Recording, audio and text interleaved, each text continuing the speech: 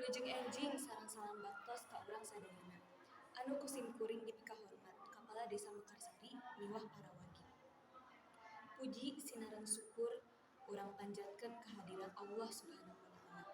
Gusti Nu Maha Suci. Margi mung kalayan barokahna urang bisa ngeuluhan dina meuli poe kemerdekaan RI. Ping 17 Agustus ieu abdi ngahaturkeun nuhun kehadiran anu parantos kehadiran uleman simkuring. Para hadirin anu dipika hormat, nepangkeun simkuring asri sareng siswa palaku penyesuaian acara. Ngadugikeun jadwal acara dinten ieu nyaeta 1. Buka 2. Maca doa 3. Nyanyi Indonesia Raya 4. Sambutan ketua panitia sareng sambutan kepala desa 5. Pengumuman juara kompetisi sareng pembagian hadiah 6. Panutup. Acara kahiji nyaeta bubuka.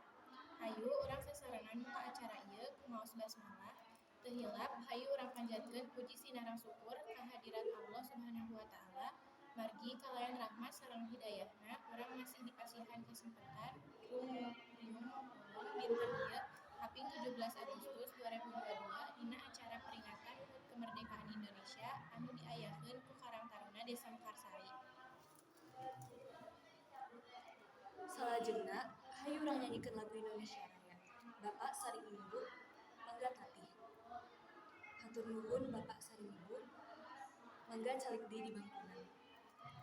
Acara katilu nyaeta biantara. Biantara kahiji ditipikeun ku ketua panitia.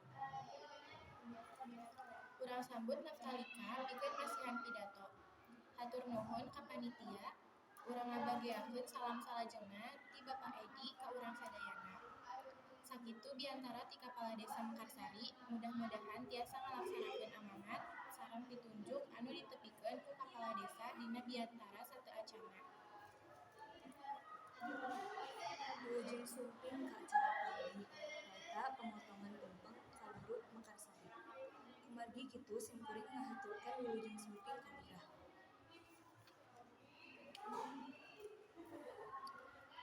Bapak Ibu anu dipika hormat, simkuring saparakanca parantos dugi karengse acara HUT RI di Kecamatan Cibatu simkuring ngahaturkeun nuhun kana kasumpinganana sareng partisipasina.